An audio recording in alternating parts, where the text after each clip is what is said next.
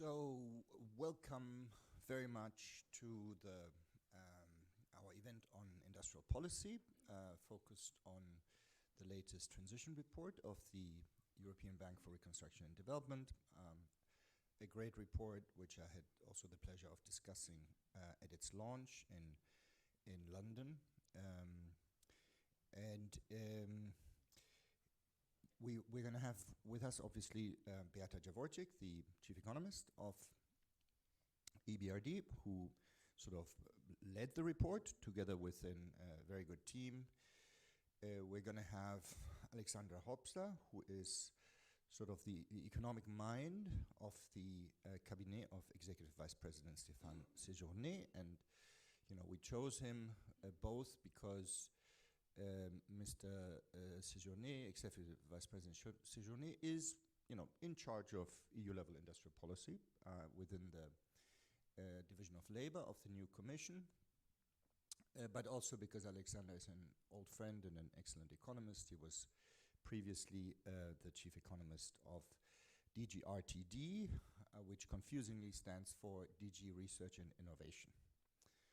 So he was like the chief innovation economist at the Commission. And then last but not least, and unfortunately not in person, we're going to have with us Chiara Criscuolo, who is best known for being sort of the leading light on productivity research, firm-level productivity data. And she made her reputation at the OECD, where she was head of a large group that did work on this, and she's currently hanging out doing research at the International Finance Corporation, but based in Paris. And unfortunately, Chiara is sick, and so I'm super grateful to her that she nonetheless agreed to join, albeit online, so she would not infect us. So I'm going to pass on to Beata in a second to give you the highlights of the report, and then we're going to have shorter interventions from Chiara and from Alexander. So, two discussants, one main presenter. But before I do that, I think I owe you a word of explanation on the weird title of this show. The One Promise and Many Perils of Resurgent Industrial Policy. So basically, this was sort of almost, it was supposed to be a joke, really. A joke that I made at the events meeting where we planned this event, and then it was taken literally, and then it was kind of too late for me to reverse the joke. But so let me explain what I meant. It was supposed to be a riff on the famous Anna Karenina quote about all families being happy in the same way and unhappy in many different ways, right? And so the idea is like industrial policy is like that, right? So if it goes well in the same way, in the sense that it corrects for market failures. At least that's the idea the economists have, right? So the one promise, that's what it's meant by it. The one promise of industrial policy, from an economist's perspective, is it fixes market failures. It gets you to the first best, ideally, or a second best that you would otherwise not attain, and it raises growth. And then, of course, there are many perils. And so industrial policies fail in lots of different ways, but if they work in one way. Now, the thing is, if I say it like that, it's not particularly biased against industrial policy, right? But, the title kind of sounds biased, like one promise, many perils, right? So that's not necessarily how we meant it, because the one promise can be a very persuasive promise, right? So we start from a level playing field as far as industrial policy is concerned, and then we'll see how things develop. And the final point is for the people who joined us online, but also for the people in the audience, you can ask questions on Slido. And the Slido quote is #industrialpolicy. And if you are in the room, of course, you can ask questions later in person as well. So please go ahead, Beata. Thank you so much. Well, thank you for having me. It's a pleasure to be back with the transition report. The EBRD has been publishing transition reports for over 3 decades. Every year it's devoted to a different topic that we hope is of interest to our countries of operations, but also to our shareholding countries. And this year is industrial policy. Let me start by saying what I mean by industrial policy so that we are all on the same page. If the clicker, okay. I am pointing it there and yeah. So, yes. So, actually, yes, before.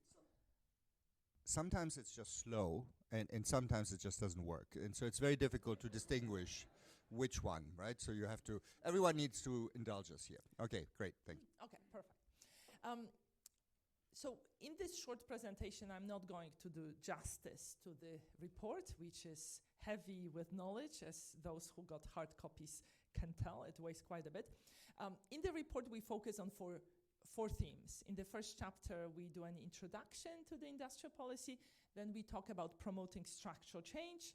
We address regional inequality, and then we talk about industrial policies supporting firms.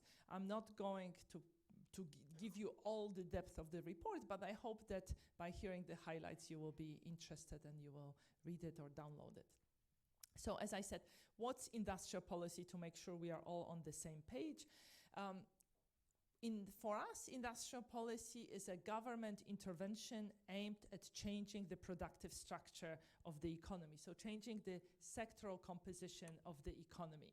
And as Joramin mentioned, traditionally it has been viewed through the prism of market failures, the idea being that markets don't deliver efficient outcomes in presence of externalities or coordination failures, and therefore government intervention is warranted. But of course, since then, the usage of industrial policy has gone beyond the particular cases of market failures. Now, in 1990s, industrial policy was discredited. Having looking back at the experience of Latin American countries, import substitution, it was believed that it has not delivered on its promise. And then it did work for East Asian countries, but there it was based on picking winners, and in the 1990s, nobody had much faith in the ability of bureaucrats to pick winners. So essentially, the prevailing view was, let's not do industrial policy. Now, this has changed, and as you can see here, industrial policies are on the rise. They are back with a vengeance, and they are being practiced by rich countries, by the US. They are being practiced by emerging markets, China, India, Brazil, also some African countries. Why are they back? They are back because we have new challenges, the climate change. We want to boost competitiveness of European economies. They are back because in Europe we want to respond to industrial policies done across the Atlantic or in China, but they are also back by popular demand. Now, in the late 1990s, people in post-communist countries were asked, would you like to see greater involvement of the state in the economy and in the industry? And the enthusiasm back then was limited. Among younger people, only a third wanted to see more state. Among older people, it was 2/3. Now, 20 years later, the enthusiasm grew. Suddenly, people seem to have changed their minds, and what's quite striking is that this change was happening within cohorts. So it's not that there was a change in the composition of people who were asked. No, the same cohorts were changing their minds. And now look, after COVID, this support shifted even further.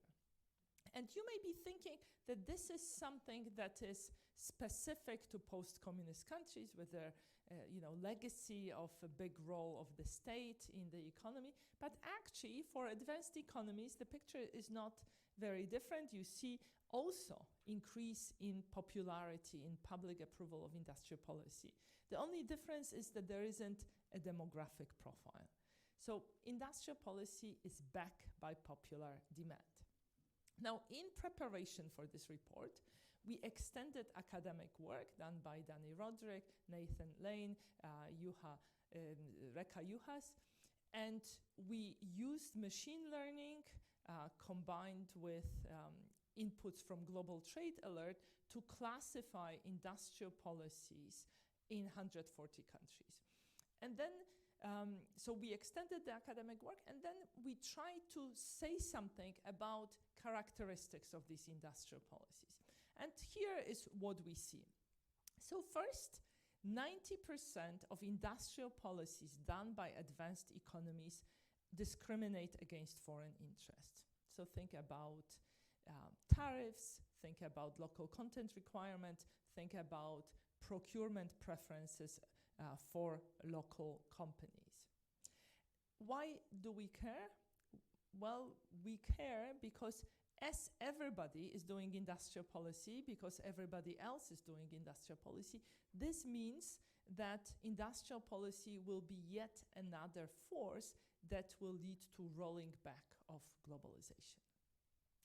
The second thing you see here is that industrial policy tends to target multiple objectives. So about 2/3 of policies target target 2 objectives, and actually about 1/3 targets 3 objectives. Now, why is this problematic? Well, because very often there is no hierarchy of objectives. So these various purposes of industrial policy are on the collision course with each other. So imagine, in Europe, we want fast electrification of transport. We want lots of electric cars on the road. At the same time, we want to preserve employment in the automotive industry, and we have limited appetite for consumer subsidies. Right? So if we want people to buy lots of electric cars without subsidies, these cars should be cheap. But if we protect the market through tariff in order to promote employment, that makes electric vehicles more expensive. So the objective of electrification of transport and employment are on a direct collision course with each other. The third thing we see in the data is that in most cases, industrial policies don't have sunset clauses. So governments are signing up to provide grants, preferential tax treatment, tax holidays, import tariff protection, without saying when the support will end.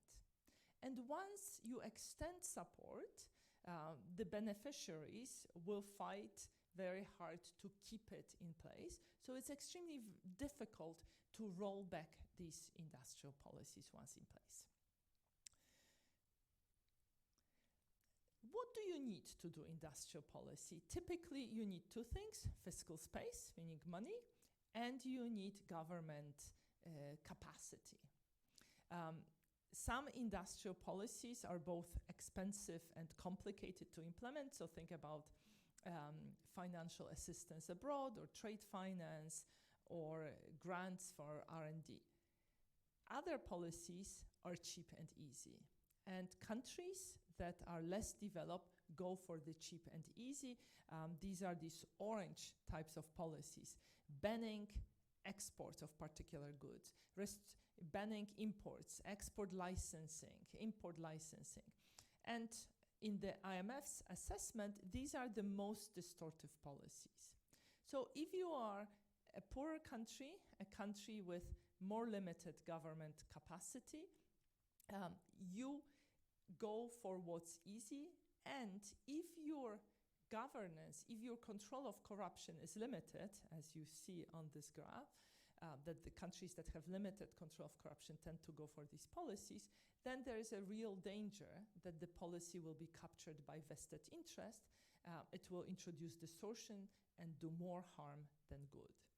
So the report provides, in a sense, a sort of a bit of a sobering message. It's not easy to do industrial policy well if you don't have government capacity. Now, we haven't ourselves evaluated particular episodes of industrial policy, but we have drawn on academic studies that did that. And the picture that emerges is that industrial policies can deliver on their narrowly defined objectives, but sometimes they deliver at a high cost. So here there are 2 examples, and this is, I think, Chiara's study. an example talking about regional policy that created jobs in the UK at a fairly modest price of $6,000 per job. A recent study assessing the cost per job created due to Buy American clauses put the number at between 100 and 200,000 in the US. So while you may find the first instance of industrial policy attractive, you probably would think twice about using the second instance as a cost-effective instrument for job creation. The other challenge with industrial policy is that their impacts go beyond the sector in question, meaning, as the study by Bruce Blonnigan cited here, countries that wanted to promote their steel production achieved their goal. They promoted steel, often through tariff barriers, but that led to steel being more expensive in their market, and that reduced competitiveness of other industries. So essentially, support to one industry may have implications for other industries that are not included in the industrial policy, but they are still affected through linkages, through input-output linkages. Now, in the report, we spent quite a bit of time thinking about structural change. After all, the objective of industrial policy is to promote structural change in the economy. And we document the shift that has been happening in our countries of operations from manufacturing to services. And that has been, it's a result of the fact that at the end of the 1980s, post-communist countries started out with underdeveloped services sector. It's a function of their success at development, at growing. What's interesting here is the orange line, Turkey. It's a country that sort of defies the trend of lower reliance on manufacturing. Rather, Turkey managed to increase the contribution of value added in manufacturing to GDP. Now, the traditional model of growth has been from agriculture to manufacturing to services.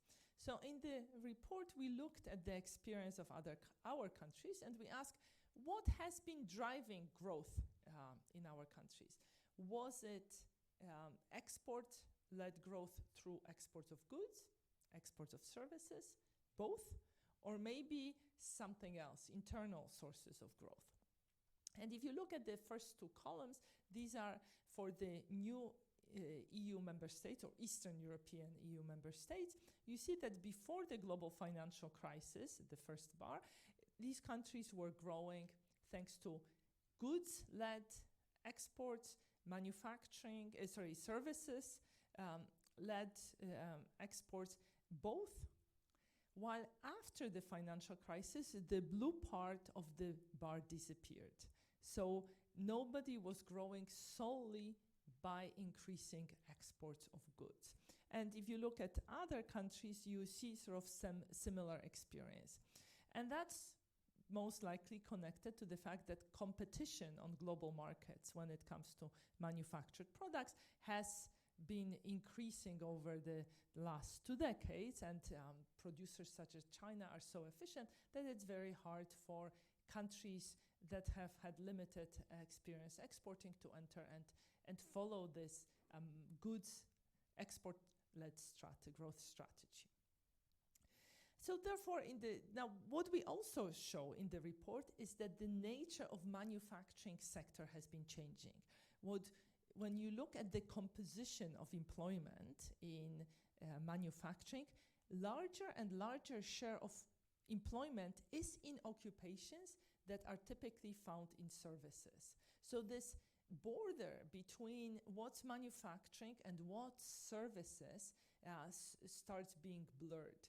And the blue line shows that this blurring has been particularly pronounced in advanced Europe, not that much yet in the Eastern European EU member states, but that's probably on its way. Now, the bright spot in our countries of operations has been computer services exports, to be precise. In countries such as Estonia or Ukraine in 2022, these exports were were equivalent to more than 4% of GDP.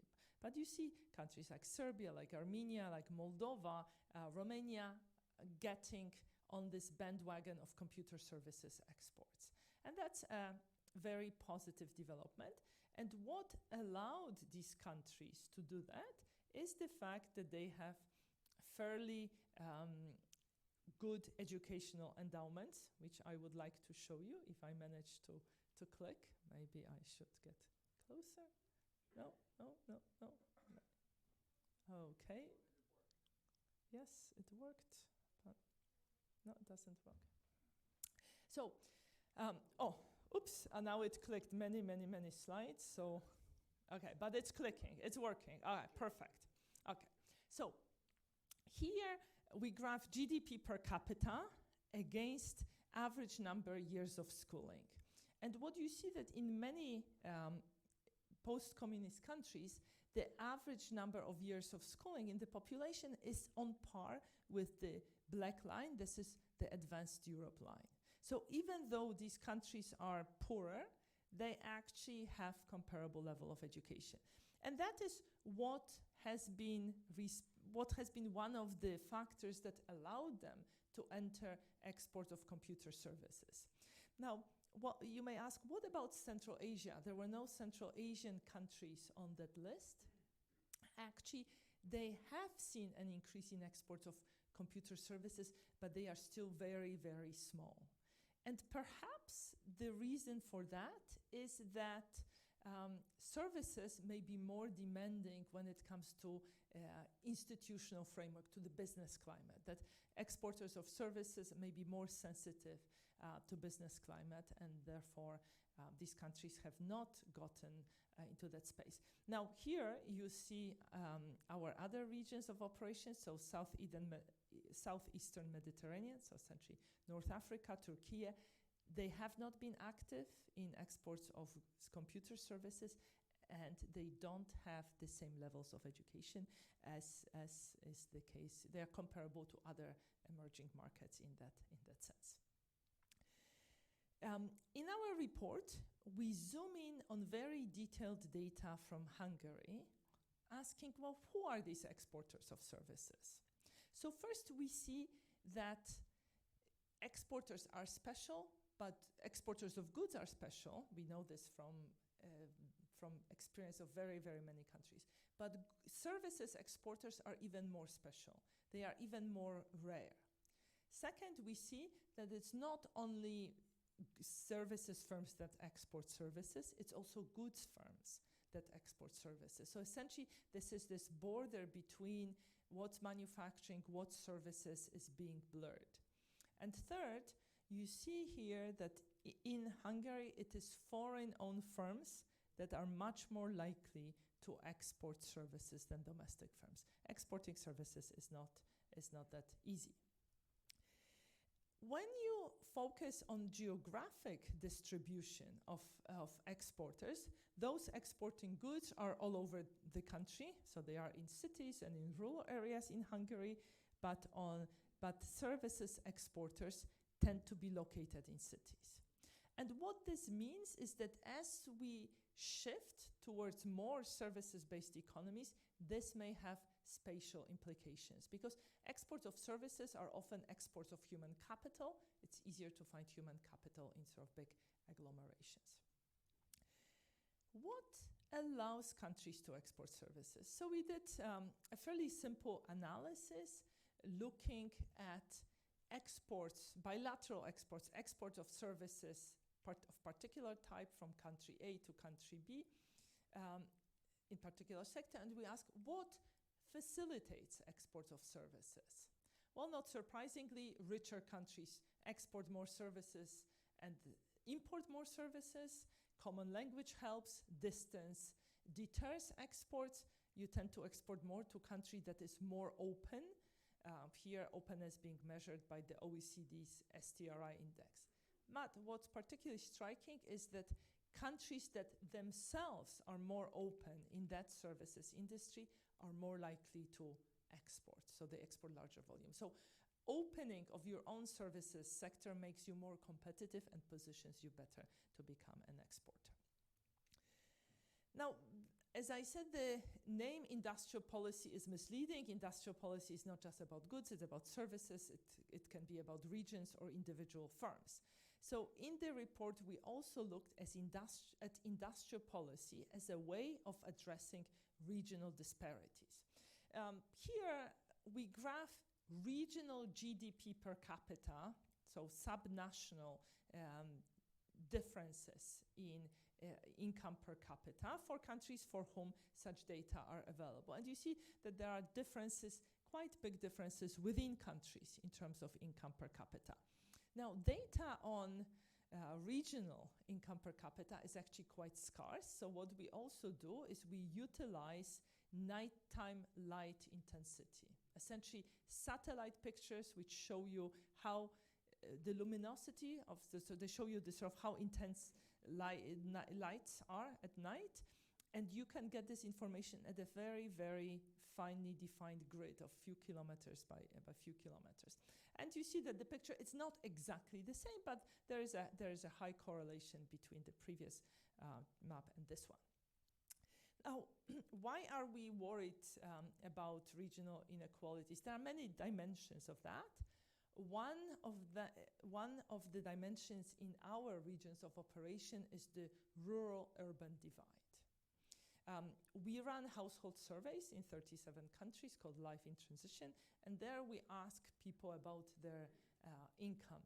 And we are able to use this information to adjust household income for household composition, for education level of household members, for gender. We are able to take out country year specific information, and then we look at what's left in terms of how much of a predictive power has the place of birth. And what you see is that people born in urban area tend to have a higher expected household income than people born in rural areas, but that this divergence actually has emerged roughly for people born in the early 60s. So for earlier cohorts, the birthplace was not a determinant of how well they would do in terms of income, but this is becoming more and more important. So one way countries are addressing these regional inequalities are by creating special economic zones. As you can see that these zones have become more popular. There are lots of them. They are of sort of different types. And then we use this nighttime light intensity to ask, is there an increase in economic activity as proxied by these nighttime lights in the area around the economic zone? So we know exactly where the special economic zone is. We have this very detailed granular data on night lights around this area. And we said, well, do we see that something is happening? And the answer is yes. Nighttime light intensity goes up to roughly 20-kilometer radius. So essentially, this economic activity is not only in the zone itself, it actually often goes beyond. The next question is, can you predict ex ante which of these zones will do better? And here we use a simple criterion of them doing better. It's that they registered, the area around the zone registered a stronger growth, faster growth than the country as a whole. And it turns out that it's not easy to predict the success of a special economic zone. So what matters is lots of people with tertiary education, being close to a port, that's particularly important for sort of manufacturing focus zones, local business climate, so here proxied by law and order. But even if you take these, all these factors we consider here, a very large share of variation remains unexplained. And that tells us that what matters is actually the details, how well a given special economic zone is being run. So special economic zones can help, but their success actually should not be taken for granted. So where do we come out at the end? We say that industrial policy can deliver, but getting it right is hard. It's not easy. It's not trivial to do industrial policy well. And we provide some recipe on do's and don'ts for advanced economies, for less advanced economies. Here are just a few examples of our conclusions. One being, say why you're doing this. What's the objective? Articulate the objective, articulate the hierarchy of objective, coordinate centrally within various entities running industrial policy. Build in competitive pressures, right? We talk a lot about subsidies on electric cars awarded by the government to Chinese car makers. But that's only half of the story. Despite subsidies, there is actually very fierce competition among various firms in the Chinese market. So competition is very important to success of an industrial policy. You know, historically, we've had many cases of infant industry protection where firms were not exposed to competitive pressures and they never grew up, they remained infants forever. Now, industrial policy is as much about picking winners as it is about letting losers go.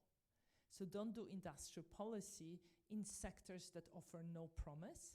Think about the Draghi report talking about solar panels not being an appropriate target for industrial policy because for Europe it has high material costs, high labor costs, high energy costs, and therefore becoming competitive in this activity would be very hard. And also industrial policy should not be used as a tool to help with short-term difficulties of a particular industry. It's about long-term objectives. It's about changing productive structure of the economy. And finally, it's important to plan for phasing out. Thank you so much. Super interesting. Let's go with Alexander first and then Chiara. Alexander, go ahead. Okay, thank you very much. Thank you very much for the invitation. Thank you very much for the great presentation and the opportunity or for inducement to actually read the report, which I found very nice and super well informed. I used to work with the EBRD transition data back in the past when still studying and in the early years after. So I do know the product, but I have to say that this one was particularly interesting because it had implications which go far beyond the region of countries covered by the EBRD. And having obviously this focus on industrial policies which are returning to the center of attention. As was already mentioned, industrial policies at some point fell out of grace, and in particular in the economics profession. Now we can safely say that they're returning back. They received some sort of absolution. But I found quite interesting the evidence that it's not only the economics and also policymakers' view, but that this is also built on popular demand in the society, which eventually is not so surprising when you think about the shocks that we've encountered over past years, where the role of public administrations of state was quite important. Right, so eventually, I mean, the report essentially is starting by saying, look, there has been this increased demand, but does not really dig into this. So it's presenting it in a way as a kind of choice. I would go a little bit further and would say that given the challenges we're facing and then the policy objectives that we have set ourselves, that industrial policies have become a bit of a necessity. Right? Because when you just think about climate change and the need to transform our economy, when you think about the situation for the innovation of like the state of innovation in Europe, which needs to be upgraded in particular in specific sectors, I mean, there horizontal tools on which we were relying in the past will not suffice, and then one needs to have more focused approach. Just with colleagues, former colleagues in DG RTD, we were looking at the innovation capacity in the EU and compared it also with the US and China. And there you get this by now classical picture that while Europe is doing very well in a number of sectors, these are typically medium to low tech. And where Europe is lagging behind is the high-tech sector. Now, the thing is that these high-tech sectors, they are the most sophisticated, most difficult to acquire, operate, also manufacture. Right? So essentially the fact that Europe is starting from a rather disadvantaged starting point is calling for policy interventions. I mean, without this, you will not actually get out of this what some researchers called middle or low tech trap in Europe. So it's a very important element why we need to intervene in one way or another. With the climate change, it is also quite well known. If you think of our mid-century targets, again, there is research which concludes that in order to achieve these reductions in CO2 emissions, some third of these emissions should come from technologies which do not exist. Now, if you look at the pace at which these technologies are being produced, approximated by patents, for example, we see that the pace actually at some point even slowed down. Now it's trending up back, but at a relatively slow pace. So again, without intervention, we will not be ready. We will not have the technologies that would help us to transform to greener economy. So these, I think, are very important reasons why one needs to somehow make resort to industrial policies, to address some of these market imperfections, as also Jeremy mentioned at the beginning. Now, at the same time, if others are intervening heavily, which is happening now in the geopolitically fragmented world, then you have this extra layer that you also need to somehow consider how to counteract some of these distortions, which are not coming from the market, but from the interventions of others. So in this very convoluted environment, one needs to think how to best formulate industrial policies in the EU, and this was already mentioned by Beata. We recently had the Draghi report, which people maybe don't realize that explicitly it's actually a report on industrial policy in the EU, and it is openly stated in the text, and it charts basically the challenges that we're facing and also proposes a number of solutions. Now, and then this links to the EBRD report. One needs clarity. That's entirely clear. I fully agree with that. At the same time, the different challenges we're facing make it quite difficult to basically assign like one objective, maybe also to one tool. I mean, if one thinks of specific technologies, green tech, they on the one hand can help us to transit towards green economy. At the same time, they're also increasing our resilience in the geopolitical environment. So essentially, sometimes there can indeed be these competing objectives, and the way how one addresses them, there may be different ways. This is also why the report and then also EU policies these days, they propose, or we were trying to follow a holistic approach, right? Trying to see what is the basically supply chain and address the different parts of where different weaknesses are identified. So one needs to use as many tools as you have available in the best possible way, which of course, and that is another link to the EBRD report, requires important administrative and analytical capacity, and also absolutely necessitates regular evaluations of the policies that we have, and being ready not only to drop the losers, but also drop losers in terms of policies.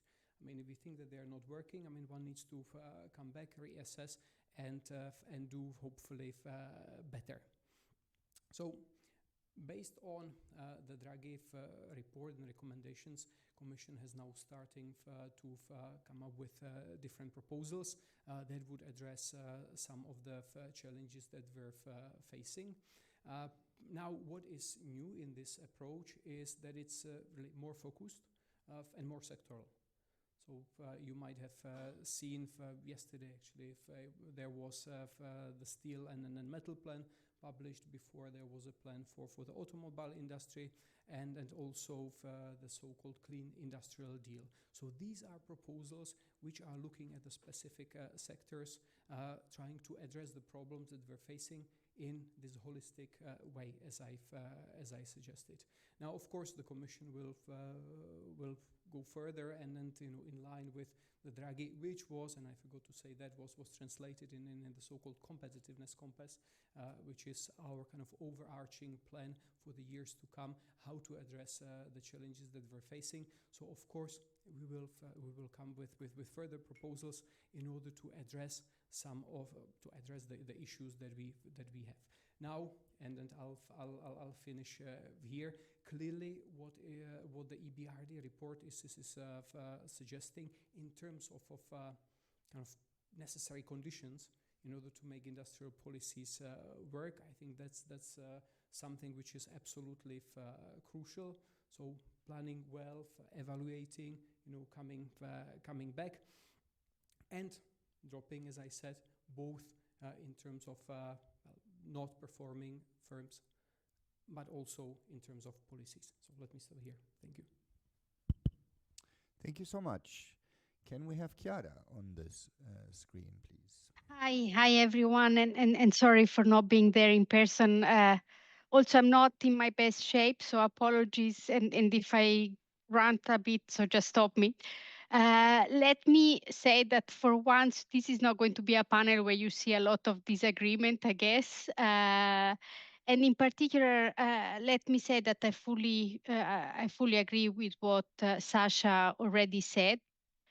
Let me also say that I would like to structure my intervention in two parts. One, I will just provide some general comments on the report, and let me say that the report is just great, and not only because it cites my work, but also the data that we developed at the OECD. But in general, I think it's extremely comprehensive, as Beata's presentation managed to show, I would say, just in part.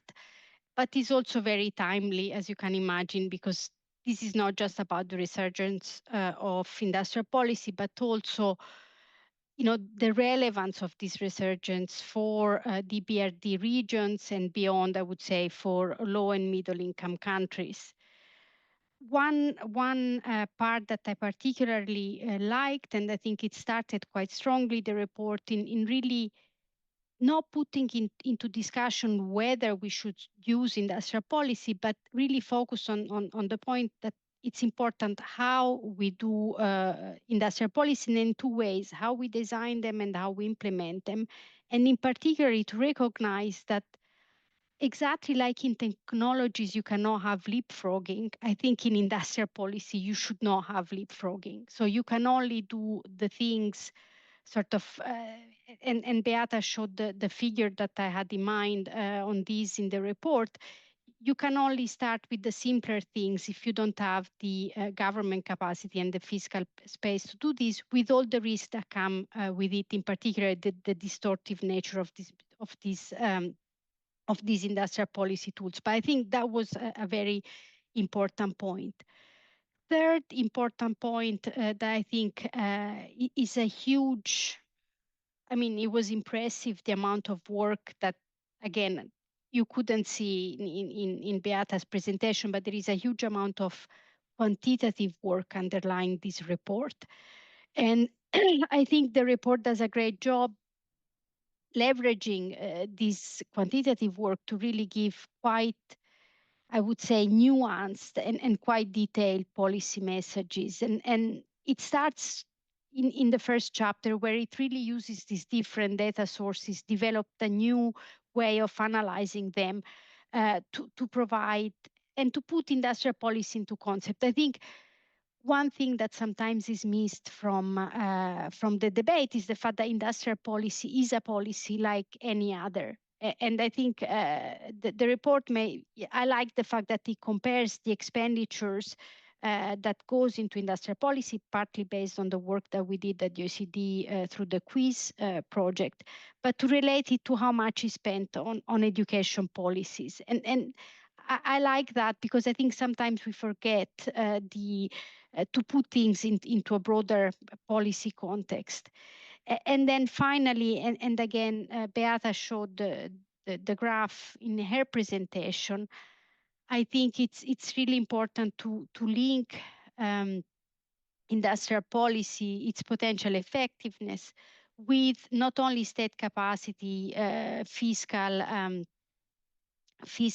space, but also with the political feasibility of policy. So I like the whole discussion on how things have evolved in EBRD regions about the presence or not of government. And I think this is true, and Beata showed it um, beyond EBRD. Finally, and again, this relates to the same point, the fact that the success of industrial policy is very much context specific. And having worked at the OECD for many years, but also now at IFC, there is no one size fits all. And I think the report makes that very clear, using examples from Romania, for example, on IT services support, but also on the case of this special economic zone success or not. And Beata showed it very clearly. So, again, you cannot build cathedrals in the desert, which is something that industrial policy in the past have tried to do, but you really need to work with the capacity that you have, the skills, the university, etc. So in general, I think these are the strongest points, and the fact, and I think both Beata and Sasha highlighted this, the importance of setting objective, recognizing trade-offs across objectives, and also evaluate and let go of both sectors, firms, but also policies that don't work. And here, the relevance of sunset clauses, and again, the whole discussion in the report about this was very important. So that is my first general point. Let me now go very detailed on a couple of points. And again, the breadth of the report is so impressive that I feel bad asking for more. So my suggestion would be, please, these are requests for a next follow-up report, sort of second volume in the saga. And so, this is how they should be taken. So first point I want to highlight, and I mentioned this already, the importance of political constraints when designing and implementing policy. So often, we can't implement first best policies and because, we have no political space for implementing these policies. So think of the case of carbon taxes is one that is mentioned many often. We would like to have very high carbon prices. We are not able to do so. And so we go for second best approaches to correct for these market failures. And this is just because it's a way of getting to a better equilibrium relative to what we have today. And this is, I think, what the EBRD report also makes when it sort of focuses on the desire of, I would say, EBRD voters, or EBRD countries voters. More generally, I think, there is a general belief that carrots are always better than sticks. They're easy to implement. And that has been the rationale behind many recent policies, I would say, that have, for example, tried to deal with with accelerating the green transition. One point that is not made in the report, and I would have liked to see that a bit more, is that sometimes it is important to focus on what is the optimal portfolio of policies that can be used, and how industrial policy can be just one element in that portfolio that then allows, for example, to lower the social and economic cost of the first best policy choice. And let me make a particular case here or related to the green transition. So as we said, carbon taxes are very difficult to implement, but by, for example, starting with subsidies for innovation, we might lower the cost of technology, lower the cost of abatement, and then allow for sort of lower carbon pricing to achieve decarbonization much quicker. So this complementarity is what I would have liked to see discussed a bit more, maybe. But again, this is for the next step. Second thing that I particularly liked and I was left wanting for more is the whole focus on scale ups, which I loved. I mean, I love the fact that the report does not go into the small is beautiful. Actually, it does exactly the opposite. And I'm a big believer, and we did work at the OCD on this in 2010, where we started saying, it is young firms that are really responsible for job creation. It's not just about entry, it's also about scale ups. And, coming from Italy, as you can imagine, small is beautiful, we hear very much. And I would have liked to see more. I mean, I wouldn't say, but not condemning because that's too strong of a word, but discussing a bit more how sometimes size contingent policies that are implemented in many countries are not conducive to growth and productivity growth, higher wages, and so on. So I think the report does a great job in really saying it's young firms and it's large firms and not the old SMEs, more on how sometimes we shouldn't use industrial policy to support these SMEs could be done. And in particular, the positive externalities of focusing on startup in terms of competition, in terms of also the fact that often, and we have done work at the OECD, we had a paper called No Countries for Young Firms, which I really like the title. These are the firms, the young firms are the ones that are very reactive to good policy. So it's actually like where you get the largest bang for the buck by focusing on startups. So that's why I love this part of the report.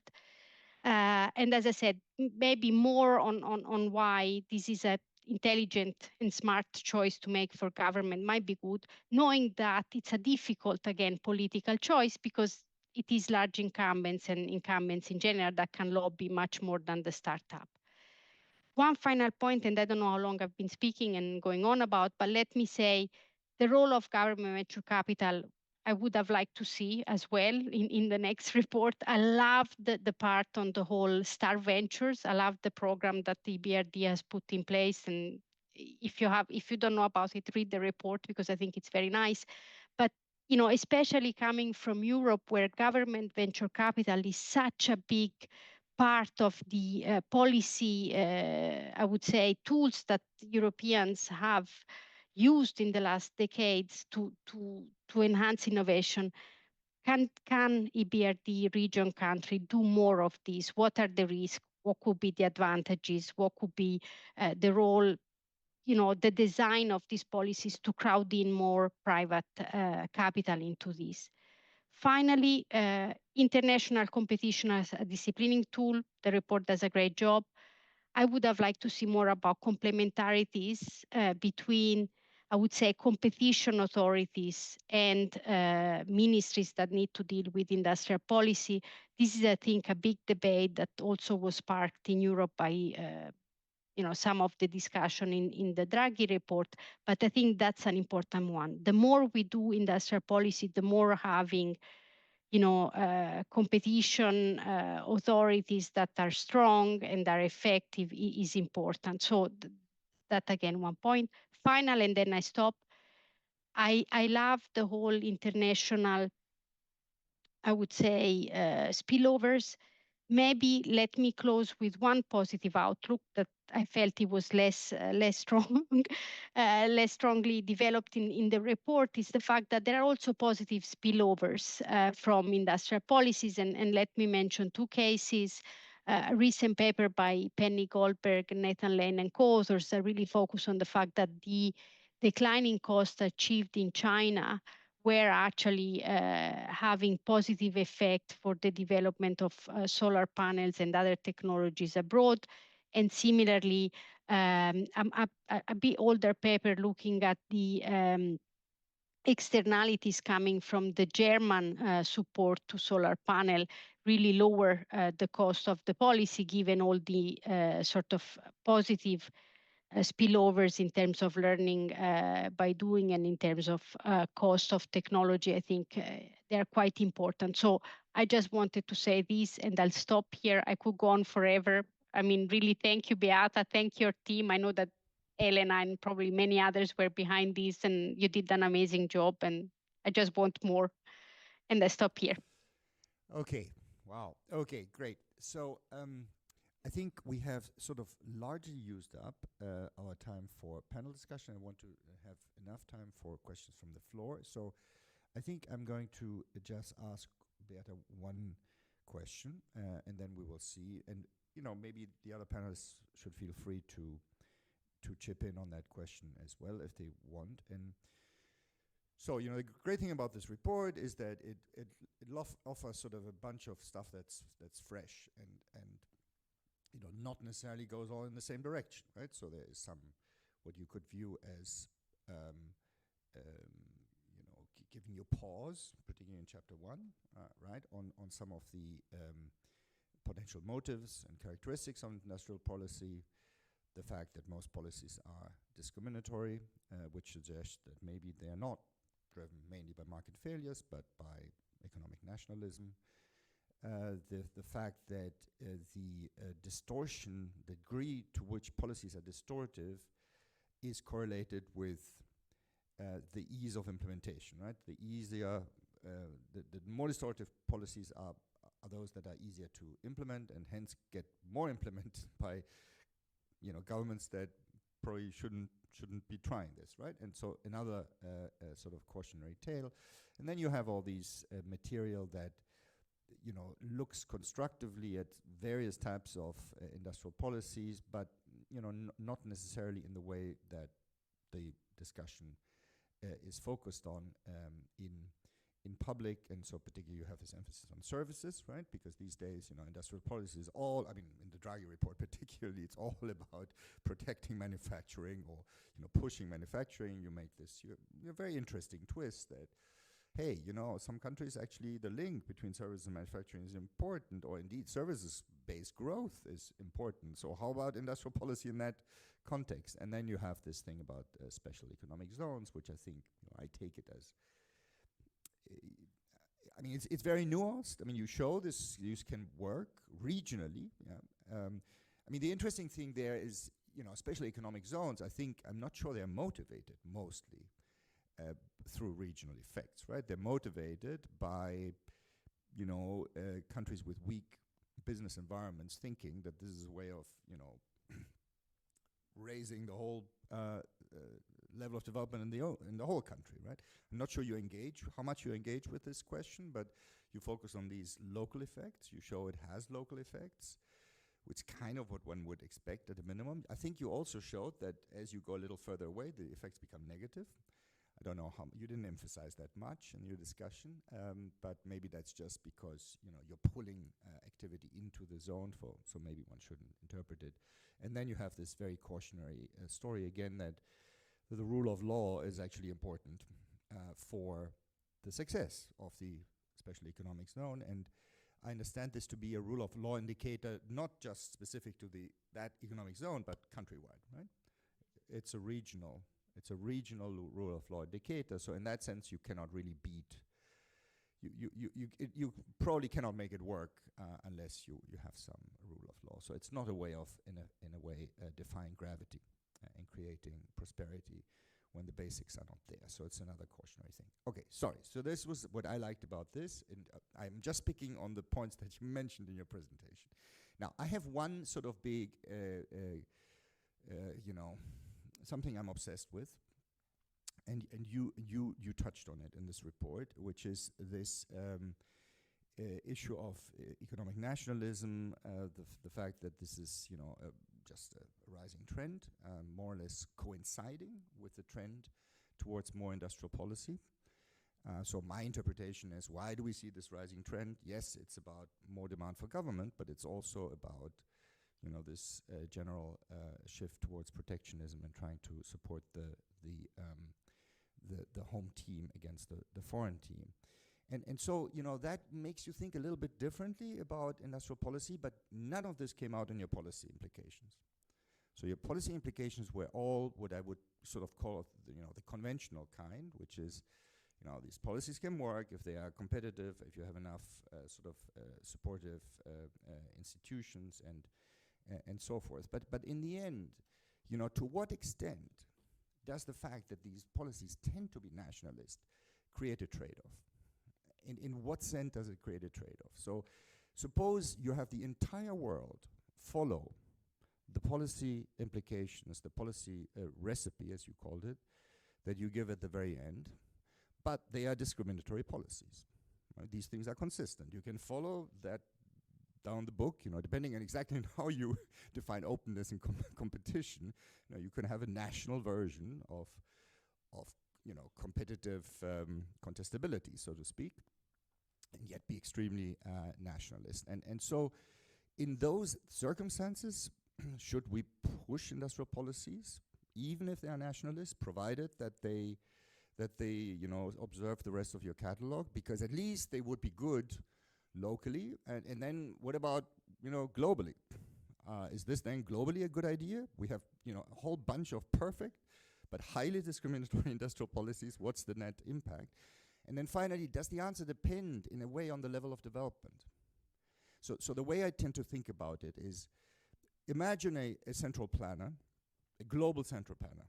Would that grand central planner recommend, so we don't have nations in this world, but we still have different regional levels of development. Would that global central planner recommend regionally discriminatory industrial policies? And I think here, the infant argument, industry argument would say perhaps yes. So perhaps, local protection for the underdeveloped regions is actually globally optimal because you get these guys to catch up. But can you ever justify, from a global central planner's perspective, discriminatory industrial policies in advanced countries? Because that's what we are seeing right now, right? I mean, the whole debate right now is about, should the EU be much more aggressive on buying European than we have been in the past? So it's fully part of this trend. You don't really engage with it in the recommendations. So thank you for bringing up these points. As Chiara rightly pointed out, we take the world as it is, and then we say, well, given what's happening, if you must do industrial policy, this is what you should keep in mind. And, we are not engaging with the question of what a global central planner would do, as the chances for global coordination are becoming lower and lower. But, I would point out that even in the context of developing countries, I think infant industry protection has not delivered, because if you are less developed, you tend to have poor institution, and you don't have a mechanism for phasing out protection awarded to the infants, which spend their time lobbying for a continuation of protection rather than growing up. So, it's not optimal what's happening in the world. And we do, in a sense, show that and we give a warning by saying the fact that 99.0% of industrial policies in advanced economies discriminate against foreign interest means that industrial policies are becoming a mechanism for rolling back of globalization. And, as industrial policy is coming back, and as it's going to continue because countries will respond to policies done by others, that's going to speed up this process of undoing global integration. Which I take it is good, right? Global integration is good? It is good. As a trade economist, I can't say anything else. Okay. Thank you. These days, people need to be reminded of that. Okay, great. So let's go for questions again. I don't know. Do we have Slido stuff? There is. Okay, there's only one question on Slido, which I'm gonna take back. It was already a while ago. Any questions from the floor? Okay, we have a whole bunch. Okay. All right, very difficult, very difficult. Okay, let me start with Zsolt, because Hungary had so much prominence in this report, and then we'll go around. But please remind me, okay? I have the gentleman in the back, I have the gentleman in front, I have the lady there, Nina, and okay, good. All right, go. Thank you. I'm I'm Zsolt Darvas from Bruegel. Bruegel originally from Hungary, but I will not ask about Hungary. And I will just ask one question on on how to assess the success of existing industrial policies. So you started with a chart showing thousands of policies in your region, in US, China. And what should be the metric of assessing them? It also relates to Jaromir's question, whether they are discriminatory and have, causes distortions as well.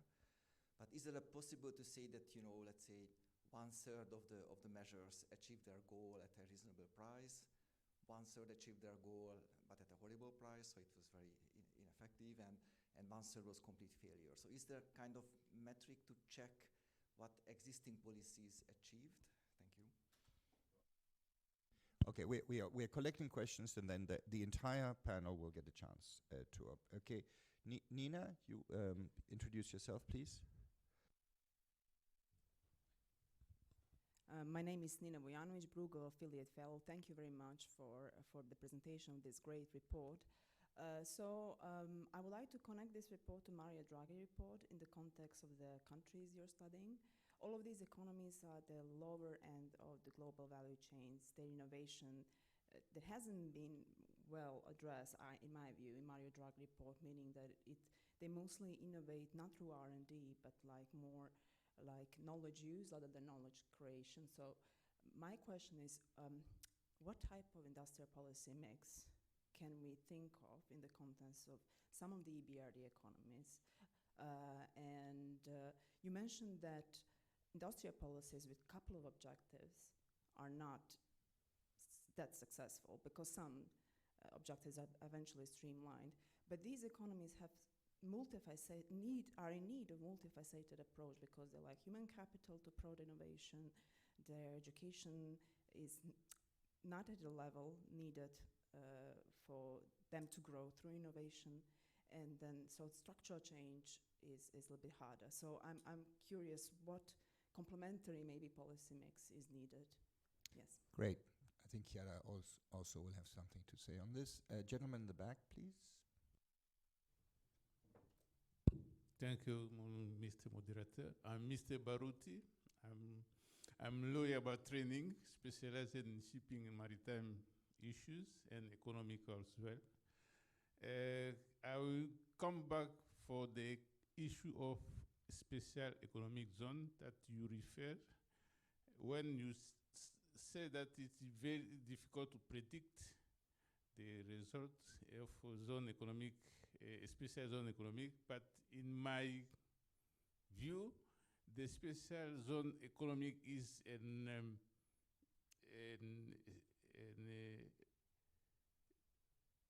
kind of policy request to boost some place where the market of business is weak, and the special zone economy come with some fiscal facilities, and most of time with a time to reach all those criteria. The requester should give some guarantee and some result before that before to receive the authorization to set up a special zone economic. And how you can say that it's difficult to predict, because if the special zone economic should be renewed, it should be assessed on some criteria. Thank you. Thank you. Lucio, please.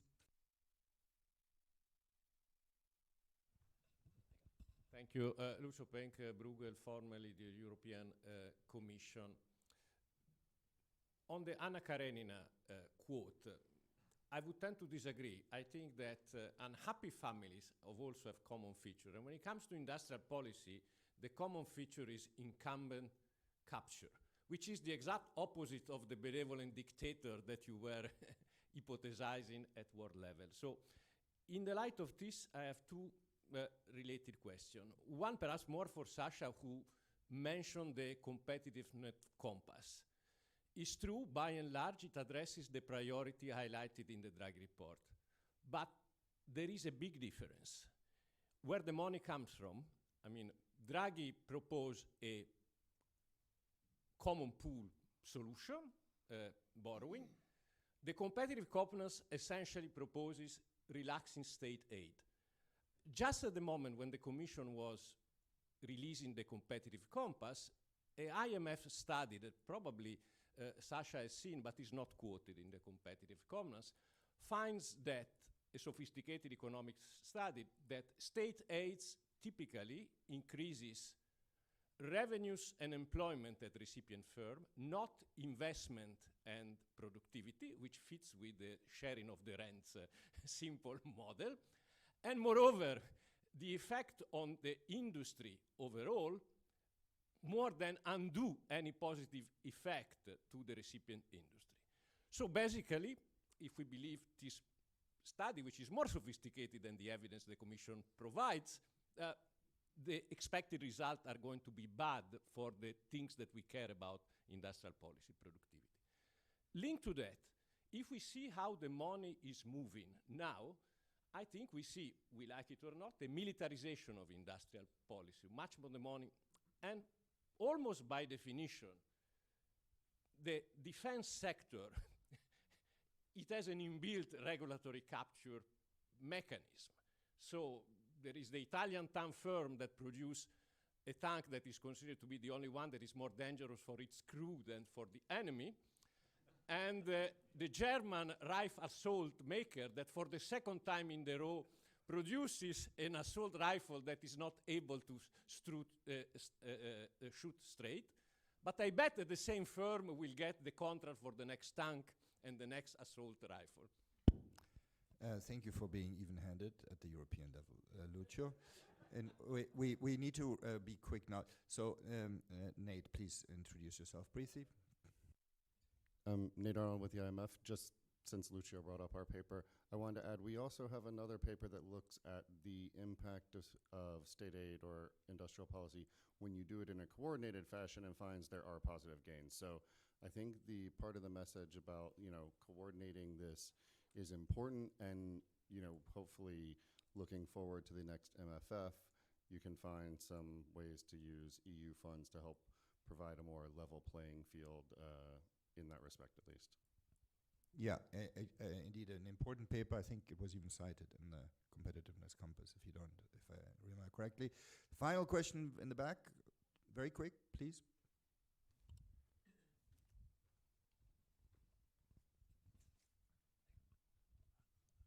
I'm Giovanni, and I'm a student. And my question is also based on what Lucio said. What about corruption? I think that the report barely mentions on what measures can be taken on how industrial policy influences corruption and state capture, I guess. Okay, can we go in inverse order?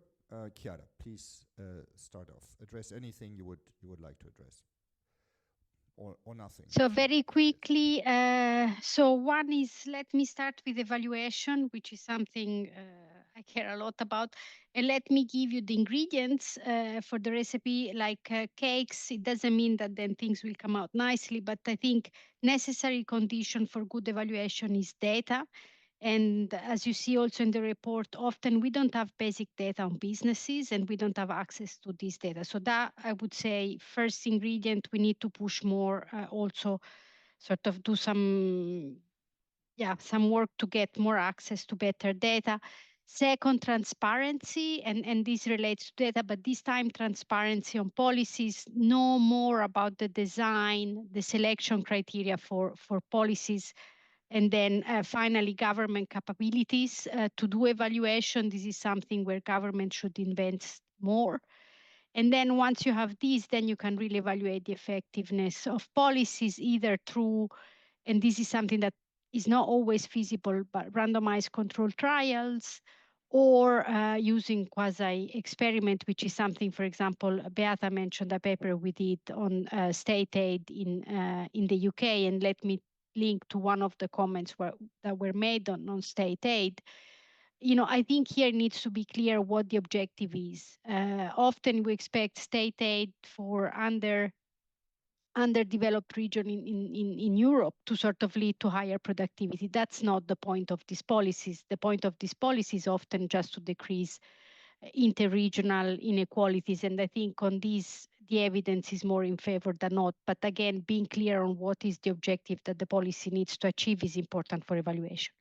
Second point you made was a question on mix for what is the right mix of policies for countries that I would say are more on the adoption side of the curve rather than the frontier innovation.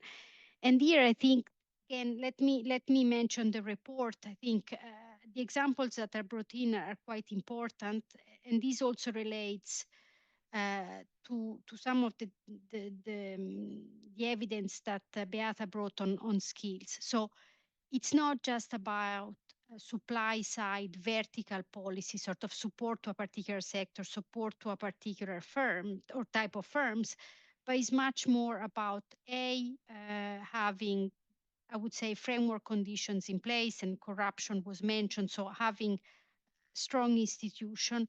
Secondly, we should not forget demand side policies, and we haven't talked about those a lot, but the role of government as, for example, client, the role of regulations, the role of certainty and stability of policies. These are all things that matter much more, I think, for the diffusion of knowledge. And then the last point, openness is important.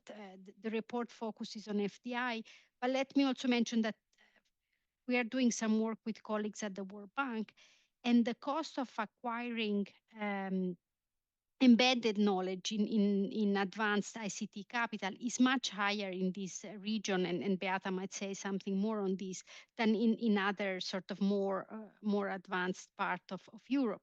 And so, lowering the cost of importing technologies to then develop the use further in the country, I think is also particularly important. So that's why, again, I would say an additional spillover from all. Sasha, please. Also, very quickly, for full agreement with Chiara on this mix of policies and the importance of framework conditions, access to skills, and so on and so forth. I think these are essential both for advanced and also less advanced countries, and there is quite strong research essentially showing that region development is very much driven by the quality of institutions and access to these basic kind of endowments. Now, very quickly on the industrial policy at the EU level, I think I'm fully with you. Here I'm speaking more as one of those helping Professor Draghi to prepare the report rather than from my current position. Look, fragmentation is one of the key problems that we're facing. So we actually, kind of going ahead on the single market, having this functional space of 450 million people where firms could operate freely across the borders. I think that would be an amazing gain. In a similar vein, and also, I mean, we are aware of the work by IMF colleagues there. If you implement industrial policies in fragmented ways, so essentially this is to some extent self-defeating, and this is creating further barriers. So from that point of view, there is a very strong case for coordination at the EU level. You are aware also of the discussions during COVID on support which individual member states were providing to their firms, and also the worries that this could fragment the internal market even more. So fully with you. Last word. So on assessing success of industrial policies, so Chiara mentioned what you need. What should you look at? Well, cost benefit, as well as impact going beyond the targeted region or targeted sector. So in other words, interlinkages or possible positive or negative spillover to other sectors or entities. On Nina's question, yes, there are two types of countries in our portfolio. So countries that need to change their growth model from catching up to innovation, and countries that are still catching up. So if you think about Eastern EU member states, they need to grow on their innovation. We analyze in our recent regional economic prospects the list of 2,000 companies with largest R&D expenditure, there are only 3 firms from our regions of operation. 1 Turkish firm in defense electronics and 2 pharmaceutical firms, 1 from Hungary and Slovenia. So they need to get there if they want to switch their model. For less advanced countries that are catching up, investment promotion is the way to go.